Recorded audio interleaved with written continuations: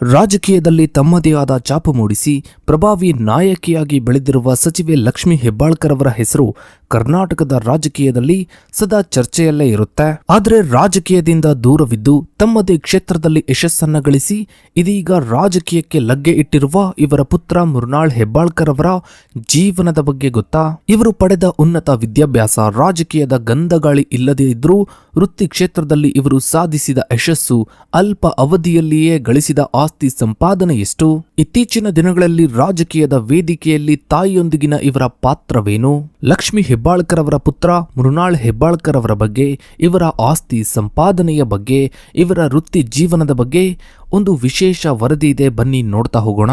ಮೃಣಾಲ್ ಹೆಬ್ಬಾಳ್ಕರ್ ಅವರು ರವೀಂದ್ರ ಹೆಬ್ಬಾಳ್ಕರ್ ಮತ್ತು ಲಕ್ಷ್ಮಿ ಹೆಬ್ಬಾಳ್ಕರ್ ಅವರ ಪುತ್ರ.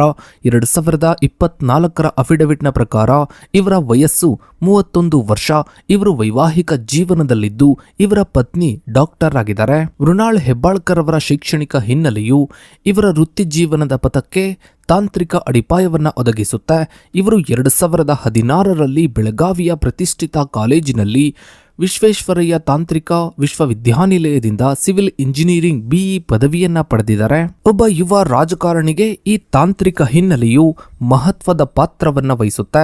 ಸಿವಿಲ್ ಇಂಜಿನಿಯರಿಂಗ್ ಜ್ಞಾನವು ನಂತರದ ದಿನಗಳಲ್ಲಿ ಇವರು ಪ್ರವೇಶಿಸಿದ ರಿಯಲ್ ಎಸ್ಟೇಟ್ ಮತ್ತು ಬೃಹತ್ ಕೈಗಾರಿಕಾ ಘಟಕಗಳ ಕಾರ್ಯಾಚರಣೆ ಮತ್ತು ಮೂಲ ಸೌಕರ್ಯ ನಿರ್ವಹಣೆಗೆ ನೇರವಾಗಿ ಸಂಬಂಧಿಸಿದೆ. 2016ರಲ್ಲಿ ಪದವಿಯನ್ನ ಪಡೆದ ನಂತರ ಮೃಣಾಲ್ ಅವರು ಕೇವಲ 2-3 ವರ್ಷಗಳ ಅಂತರದಲ್ಲಿ ಕುಟುಂಬದ ಪ್ರಮುಖ ಕಾರ್ಪೊರೇಟ್ ಮಂಡಳಿಗಳಲ್ಲಿ ನಿರ್ದೇಶಕ ಹುದ್ದೆಗಳಿಗೆ ಪ್ರವೇಶವನ್ನ ಪಡೆದರು. ಈ ವೇಗದ ಪ್ರವೇಶವು ಮೃಣಾಲ್ ಅವರು ಕುಟುಂಬದ ರಿಯಲ್ ಎಸ್ಟೇಟ್ ಮತ್ತು ಕೈಗಾರಿಕಾ ವಿಸ್ತರಣೆಯಲ್ಲಿ ಕೇವಲ ಹಣಕಾಸು ಒದಗಿಸುವವರಾಗದೆ ತಮ್ಮ ತಾಂತ್ರಿಕ ಜ್ಞಾನವನ್ನ ಬಳಸಿಕೊಂಡು ಕಾರ್ಯಾಚರಣೆಯ ಮಟ್ಟದಲ್ಲಿಯೂ ಸಕ್ರಿಯ ಆಕ್ಟಿವ್ ಪಾತ್ರವನ್ನ ವಹಿಸ್ತಾ ಇರುವಂತಹ ಸಾಧ್ಯತೆಯನ್ನ ಸೂಚಿಸುತ್ತೆ. ಮೃಣಾಲ್ ಹೆಬ್ಬಾಳ್ಕರ್ ಅವರ ಪ್ರಮುಖ ವೃತ್ತಿಯು ವ್ಯಾಪಾರ, ಬಿಸಿನೆಸ್ ಎಂದು ಘೋಷಿಸಲ್ಪಟ್ಟಿದೆ. ಇವರ ವ್ಯವಹಾರ ಆಸಕ್ತಿಗಳು ಮುಖ್ಯವಾಗಿ ಕೃಷಿ, ವ್ಯಾಪಾರ, ಸಕ್ಕರೆ ಉತ್ಪಾದನೆ ಮತ್ತು ರಿಯಲ್ ಎಸ್ಟೇಟ್ ಕ್ಷೇತ್ರಗಳಲ್ಲಿವೆ. ಕಾರ್ಪೊರೇಟ್ ಫೈಲಿಂಗ್ಗಳ ಪ್ರಕಾರ ಇವರು 3 ಪ್ರಮುಖ ಕೌಟುಂಬಿಕ ಸಂಸ್ಥೆಗಳಲ್ಲಿ ನಿರ್ದೇಶಕರಾಗಿದ್ದಾರೆ. ಹರ್ಷ ಶುಗರ್ಸ್ ಲಿಮಿಟೆಡ್ ಲಕ್ಷ್ಮಿ ಹೆಬ್ಬಾಳ್ಕರ್ ಕುಟುಂಬದ ಪ್ರಮುಖ ಕೈಗಾರಿಕಾ ಘಟಕವಾಗಿದೆ. ಮೃಣಾಲ್ ಹೆಬ್ಬಾಳ್ಕರ್ ಅವರು 2018ರಿಂದ ಈ ಕಂಪನಿಯಲ್ಲಿ ನಿರ್ದೇಶಕರಾಗಿ ಕಾರ್ಯನಿರ್ವಹಿಸ್ತಾ ಇದ್ದಾರೆ. ಈ ಕಂಪನಿಯ ಅಧ್ಯಕ್ಷ ಸ್ಥಾನದಲ್ಲಿ ಲಕ್ಷ್ಮಿ ಹೆಬ್ಬಾಳ್ಕರ್ ಅವರಿದ್ದಾರೆ. ವ್ಯವಸ್ಥಾಪಕ ನಿರ್ದೇಶಕರಾಗಿ ಚನ್ನರಾಜ್ ಹಟ್ಟಿಹೊಳಿ ಅವರು ಕಾರ್ಯನಿರ್ವಹಿಸ್ತಾ ಇದ್ದಾರೆ. ಈ ನಿರ್ದೇಶಕ ಮಂಡಳಿಯ ಸಂಯೋಜನೆಯು ರಾಜಕೀಯ ಮತ್ತು ವಾಣಿಜ್ಯ ಹಿತಾಸಕ್ತಿಗಳ ನಡುವಿನ ನಿಕಟ ಸಂಬಂಧವನ್ನು ಪ್ರದರ್ಶಿಸುತ್ತೆ. ಇನ್ನು ಮೃಣಾಲ್ ಹೆಬ್ಬಾಳ್ಕರ್ ಅವರ ಹೆಸರಿನಲ್ಲಿರುವ ಮತ್ತೊಂದು ಸಂಸ್ಥೆ ಮೃಣಾಲ್ ಶುಗರ್ ಲಿಮಿಟೆಡ್. ಇದು 2021 ಆಗಸ್ಟ್ನಲ್ಲಿ ಸ್ಥಾಪನೆಯಾಗಿದೆ.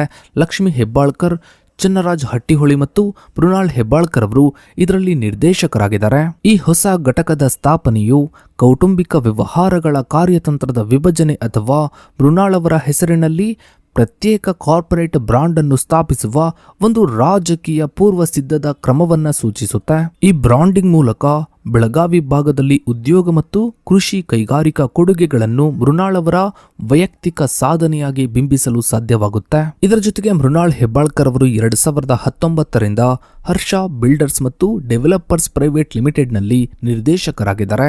ಇದು ರಿಯಲ್ ಎಸ್ಟೇಟ್ ಮತ್ತು ಬಾಡಿಗೆ ವಲಯಕ್ಕೆ ಸಂಬಂಧಿಸಿದೆ. ಇದರ ಸಿವಿಲ್ ಇಂಜಿನಿಯರಿಂಗ್ ಹಿನ್ನೆಲೆ ಈ ರಿಯಲ್ ಎಸ್ಟೇಟ್ ಕಾರ್ಯಾಚರಣೆಯೊಂದಿಗೆ ನೇರವಾದ ವ್ಯವಹಾರಿಕ ಸಂಬಂಧವನ್ನು ಒದಗಿಸುತ್ತೆ. ಇನ್ನು ಮೃಣಾಲ್ ಹೆಬ್ಬಾಳ್ಕರ್ ಅವರ ಆರ್ಥಿಕ ಚಿತ್ರಣವನ್ನು 2024 ಲೋಕಸಭಾ ಚುನಾವಣೆಗೆ ಸಲ್ಲಿಸಲಾದ ಅಫಿಡವಿಟ್ನಿಂದ ಪಡೆಯಲಾಗಿದೆ.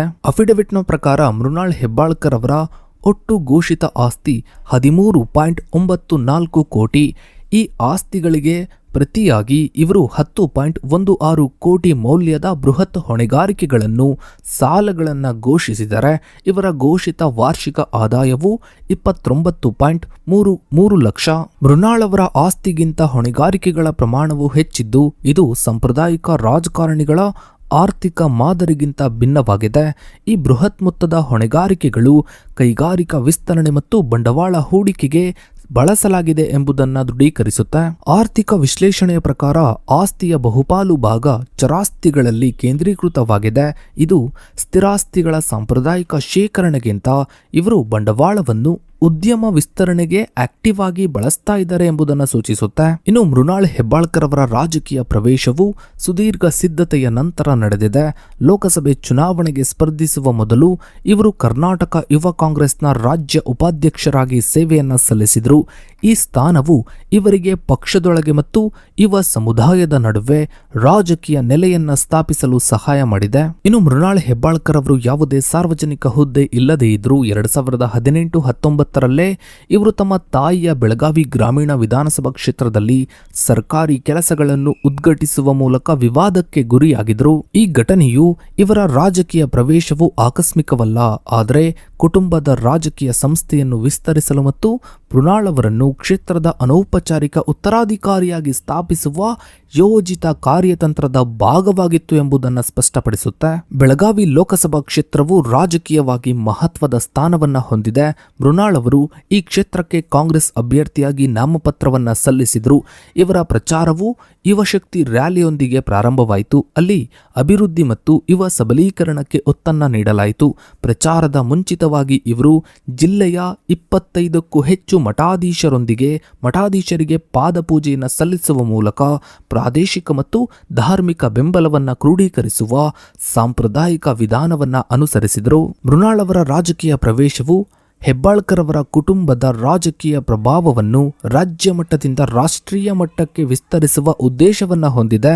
ಬೆಳಗಾವಿ ಗ್ರಾಮೀಣ ಕ್ಷೇತ್ರದಲ್ಲಿ ಲಕ್ಷ್ಮೀ ಹೆಬ್ಬಾಳ್ಕರ್ ಅವರು ಹೊಂದಿರುವ ಬಲವಾದ ಹಿಡಿತ ಮತ್ತು ಸಂಪನ್ಮೂಲಗಳು ಮೃಣಾಲ್ ಅವರ ಲೋಕಸಭಾ ಸ್ಪರ್ಧೆಗೆ ನೇರವಾಗಿ ನೆರವಾಗುತ್ತವೆ. ಇನ್ನು ಮೃಣಾಲ್ ಹೆಬ್ಬಾಳ್ಕರ್ ಅವರ ರಾಜಕೀಯ ಪಥವು ಕೆಲವು ರಾಜಕೀಯ ವಿವಾದಗಳು ಮತ್ತು ಟೀಕೆಗಳಿಂದ ಕೂಡಿತ್ತು, ವಿಶೇಷವಾಗಿ ಕುಟುಂಬದ ರಾಜಕೀಯ ಸಂಸ್ಥೆಗೆ ಸಂಬಂಧಿಸಿದಂತೆ. ಮೃಣಾಲ್ ಅವರ ಸ್ಪರ್ಧೆಯನ್ನು ಬಿಜೆಪಿ ತೀವ್ರವಾಗಿ ಟೀಕಿಸಿತು. ಇದನ್ನು ಪರಿವಾರವಾದ ಅಥವಾ ವಂಶಾಡಳಿತ ರಾಜಕಾರಣ ಎಂದು ಬಿಂಬಿಸಿತು. ಲಕ್ಷ್ಮೀ ಹೆಬ್ಬಾಳ್ಕರ್, ಚಿನ್ನರಾಜ್ ಹಟ್ಟಿಹೊಳಿ ಮತ್ತು ಮೃಣಾಲ್ ಅವರ ಒಂದೇ ಕುಟುಂಬದ 3 ಪ್ರಮುಖ ಹುದ್ದೆಗಳಿಗೆ ಸ್ಪರ್ಧಿಸುವುದು ಕಾಂಗ್ರೆಸ್ ಕಾರ್ಯಕರ್ತರಿಗೆ ಅನ್ಯಾಯ ಎಂದು ವಿರೋಧ ಪಕ್ಷ ಆರೋಪಿಸಿತು.